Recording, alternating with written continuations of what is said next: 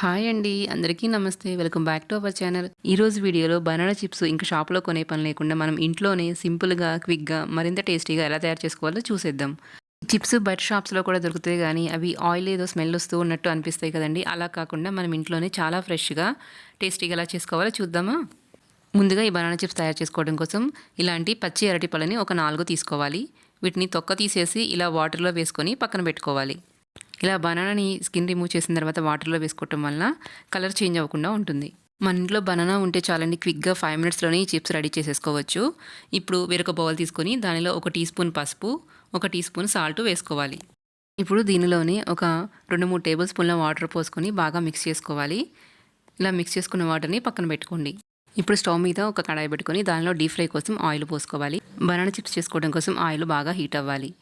Banana చిప్స్ని ఇలాంటి స్లైసర్తో డైరెక్ట్గా ఆయిల్లోనే మనము స్లైస్ చేసుకోవాలి.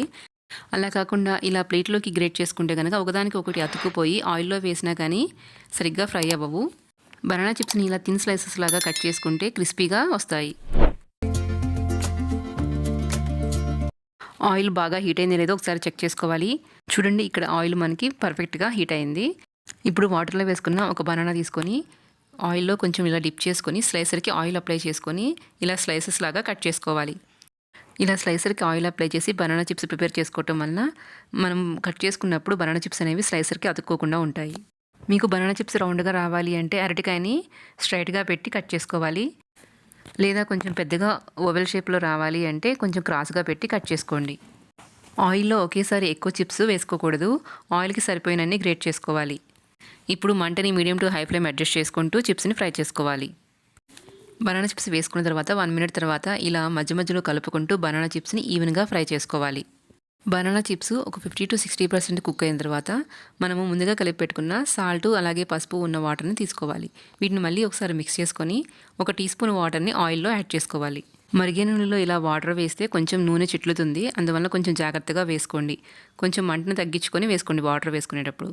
నేను ఇలా ఎక్కువ డీప్గా ఉన్న సాస్ ప్యాన్ పెట్టుకోవటం వల్ల నాకు ఆయిల్ కూడా ఎక్కువ చిందలేదు.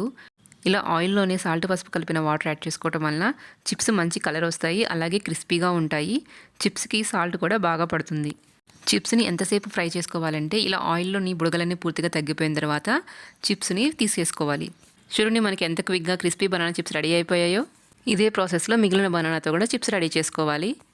మీరు సెకండ్ టైం సాల్ట్ వాటర్ వేసుకునేటప్పుడు కొంచెం తగ్గించి వేసుకోండి. ఆల్రెడీ ఆయిల్లో సాల్ట్ ఉంది కాబట్టి కొంచెం వాటర్ వేసుకుంటే సరిపోతుంది. బనానా చిప్స్ అంత ఈజీగానే ఆలు చిప్స్ కూడా ప్రిపేర్ చేసుకోవచ్చండి. ఆల్రెడీ మన ఛానల్లో వీడియో అప్లోడ్ చేశాను. లింక్ డిస్క్రిప్షన్లో ఇస్తాను, మీరు కావాలంటే ఒకసారి చెక్ చేయండి. చూశారు కదండి, క్రిస్పీ బనానా చిప్స్ మనం ఇంట్లోనే ఎంత ఈజీగా ప్రిపేర్ చేసుకోవచ్చో. మీరు కూడా ఒకసారి తప్పకుండా ట్రై చేసి ఎలా వచ్చాయో కమెంట్ సెక్షన్లో కమెంట్ చేయండి. ఇలా ప్రిపేర్ చేసుకున్న బనానా చిప్స్ని ఒక ఎయిర్ టైట్ జార్లో పెట్టుకొని ఒక 15-20 డేస్ వరకు స్టోర్ చేసుకోవచ్చు. మీకు ఈ వీడియో నచ్చినట్లయితే ఇలాంటి మరిన్ని రెసిపీ అప్డేట్స్ మీకు నోటిఫికేషన్ రావాలి అంటే మన ఛానల్ని సబ్స్క్రైబ్ చేసుకోండి. అలాగే మీ ఫ్రెండ్స్తో కూడా షేర్ చేయండి. Thank you for watching.